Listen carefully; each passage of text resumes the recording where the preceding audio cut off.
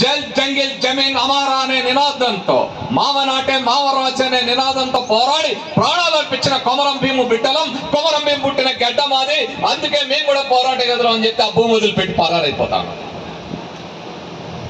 అప్పుడు ధరలు, అప్పుడు జంగ్లాతోళ్ళు వాళ్ళు అడ్డుకున్నారు. కానీ ఇప్పుడు ఎవరు మనల్ని భూములు పెంచి తరుముతారు?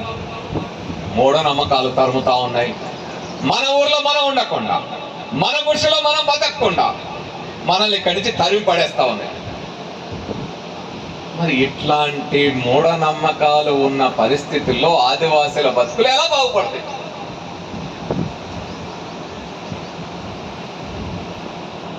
ఈ ప్రశ్నకు మనం సమాధానం ఎత్తుక్కోవాల్సిన అవసరం. ఎందుకని నేను ఆదివాసీ ప్రాంతాల్లో చాలా చోట్ల, ఈ మొత్తం ఈ ఆదిలాబాదు, ఆసిఫాబాదు ఈ జిల్లాల్లో చాలా చోట్ల తిరిగిన, అటు ములుగు అటు ఇంకా అన్ని తిరిగిన, మీ ప్రాంతంలో చాలా చోట్ల తిరిగిన. మొన్ననే మేము ఒక 4-5 నెలల క్రితం అనుకుంటా ఆదివాసీ వైజ్ఞానిక యాత్ర అని మా ఆదం రాజు, మహమ్మద్ అలీ, మేము ముగ్గురం కలిసి మొత్తం అనేక గ్రామాలు తిరిగిన. స్కూళ్ళలో పిల్లలకి వాళ్ళకి అవన్నీ చెప్పుకుంటూ తిరిగిన. మన్నెవార్ ఇలాంటి తెగల్ని అంతరించిపోతున్న తెగలు అన్నారు. వీటిని వల్నరబుల్ ట్రైబ్స్ అన్నారు. వీటి సంఖ్య తగ్గిపోతా ఉంది. ఆ ట్రైబ్స్ తగ్గిపోతా ఉన్నారు. రాబోయే కాలంలో కొలాం, మన్నెవార్, తోటి, ప్రధాన్, నాయకన్ కోటి ఇలాంటి తెగలు కనపడకుండా మాయమయ్యే పరిస్థితి ఉంది. ఆ జనమే మిగలని పరిస్థితి ఉంది అని వాటిని కాపాడడానికి, ఆ తెగల్ని రక్షించడానికి ప్రభుత్వం ఏం చేసింది? ఆ పిల్లలకి చదువులు చెప్పి వాళ్ళని కాస్త మంచి మేధావులుగా తయారు చేద్దామని అక్కడ ఒక రెసిడెన్షియల్ స్కూల్ పెట్టింది. ఆ స్కూల్ పోయి నేను ప్రోగ్రామ్ చేద్దాం, మేము మా పిల్లలకి సైంటిఫిక్ టెంపర్ గురించి మాట్లాడదాం అని మేము పోయి కూర్చుంటే ఏం జరిగింది? 800 మంది పిల్లలు ఉన్నారు.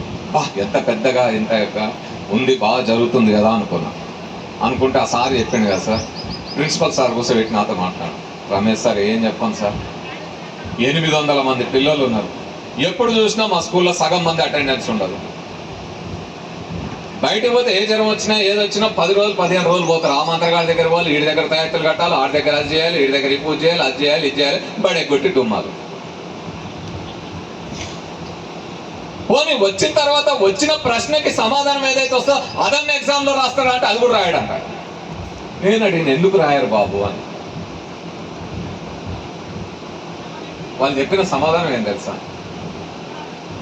ఎందుకు మీరు 7వ 8వ తరగతి దాటుతలేరు? చాలా మంది మీరు చూడండి, వాళ్ళు మాత్రమే కాదు, మొత్తం ఆదివాసీ గ్రామాల్లో నేను ఎతుకుతా ఉన్నా, ఎక్కడెక్కడ గ్రాడ్యుయేషన్ పూర్తి చేసిన వాళ్ళు ఉన్నారు, ఇంటర్మీడియట్ పూర్తి చేసిన వాళ్ళు ఉన్నారని నేను కాగడా పెట్టి ఎతుకుతా ఉంటే ఏ గూడానికి వెళ్ళినా ఒక్కరు కూడా దొరుకుతలేరు. డిగ్రీ పూర్తయిన వాళ్ళు ఏదో 4-5 గూడాల్లో 10 గూడాల మధ్యలో ఒక్కరు ఇద్దరు దొరుకుతాను. ఎక్కడున్నారు మన పిల్లలు? 10వ తరగతి లోపే. ఎవరిని అడుగు, 8వ తరగతి, 7, 8. ఏం చేస్తానో? వ్యవసాయం చేస్తాను. ఎన్ని ఎకరాలు ఉంది సార్? 3 ఎకరాలు ఉంది. ఎంతమంది పేరు? అన్నదమ్ములు 3. 3 పంచుకుంటే 3, తల ఒకటే కదా వచ్చేది. 3 ఎట్లయితుంది? మరి ఏం చేస్తాం? ఆ ఒకటే నేను కొట్టుకొని ఉంటా. ఎట్లా బతుకుతాం మనము? మరి ఇంత ఏదుకు 7-8 మీరు వాళ్ళని అడిగిన పీవీటీజీ వాళ్ళు, ఎందుకే మీరు డ్రాప్ అవుట్ అవుతున్నారు అన్నారు. వాళ్ళు ఏమన్నారు తెలుసా?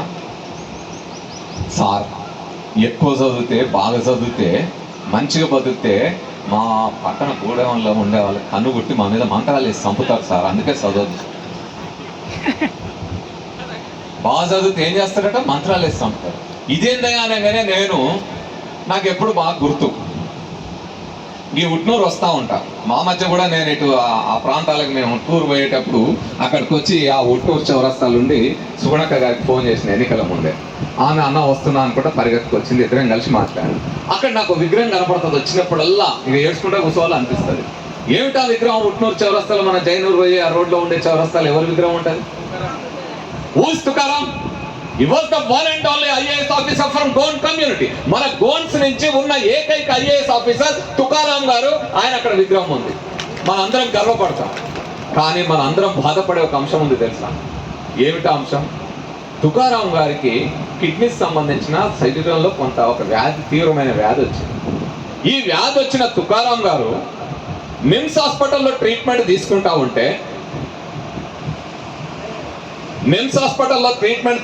ఉంటే, తుకారాం గారు ఆ నిమ్స్ హాస్పిటల్ డాక్టర్లు, ఒక ఐఏఎస్ అధికారి, రాష్ట్ర స్థాయి అధికారి, మంత్రులు, ముఖ్యమంత్రులు నిరంతరం వాకప్ చేస్తుంటారు, మానిటర్ చేస్తుంటారు. ఎట్లుంటుంది మా వాడి ఆఫీస్, మా అధికారి ఆరోగ్యం అని. వాళ్ళంత మంచి ట్రీట్మెంట్ అక్కడ అందుతా అంటే మన ఉట్నూరు పక్క నుండి ఆ లచ్చగూడ నుంచి, ఆ పక్కగూడాల నుంచి మన వాళ్ళు వెళ్ళి, వీళ్ళు బాగా ఎంబీబీఎస్ చదివారు కదా, 6 ఏళ్ళు 7 ఏళ్ళు, మొత్తం బాడీని లోపల ఎముకలు, గుండె, కార్జం అన్ని చూసి శవాన్ని కోసి చదివిన వాళ్ళు కదా వీళ్ళు, మన గూడెంలో ఉన్న వాళ్ళు.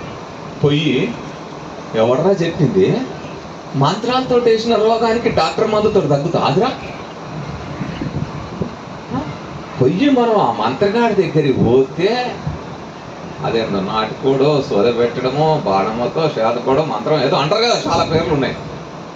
అది చేసిన దానికి ఎవడా చెప్పింది మందు తగ్గుతుందా లే అని డాక్టర్ చెప్పకుండా మొత్తం తుకారాం సార్ని ఎత్తుకొచ్చి లచ్చగూడాలో పెట్టారు. ఇక లచ్చగూడాలు ఉన్నాక ఈయనను డాక్టర్ మందులు ఏం బంద్ చేసారు, మంత్రగాని చుట్టూ పెట్టారు. వాడు తెచ్చి పొగేయడం మొదలు పెట్టిండు. ఇదంటాడు, అదంటాడు, కొడతాడు, అది చేస్తాడు, ఇది చేస్తాడు. ఆఖరికి తుకారాం గారు చనిపోయారు. మూఢనమ్మకం మనలో బాగా చదువుకున్న ఏకైక మేధావి ప్రాణాలు తీసింది. మన అమాయకత్వం, మన మూఢత్వం అక్కడి దాకా తీసుకెళ్ళింది. ఒక్కడు చదివి ఎదిగిండయ్యా అని సంబరపడదామంటే బొందలు పెట్టుకోరు. ఇలాంటి సమాజం ఉన్న తర్వాత, మన వాళ్ళు చదువుకోకుండా ఉన్న తర్వాత వైజ్ఞానిక ఆలోచనలు ఉన్న సైంటిస్టులు, మేధావులు ఎక్కడి నుంచి వస్తారు మిత్రమా? ఈ మూఢత్వం గురించి మనం పని చేయకపోతే, ఆ మనువాదం గురించి మనం పని చేయకపోతే, ఆ మనువాదం యొక్క ప్రమాదం మనకు అర్థం కాకపోతే, మనల్ని ఎందుకు చదువుకు దూరం చేస్తున్నారు, మనల్ని ఎందుకు మూఢనమ్మకాల చుట్టూ తిప్పుతున్నారు అనేది మనకు అర్థం కావాలి కదా.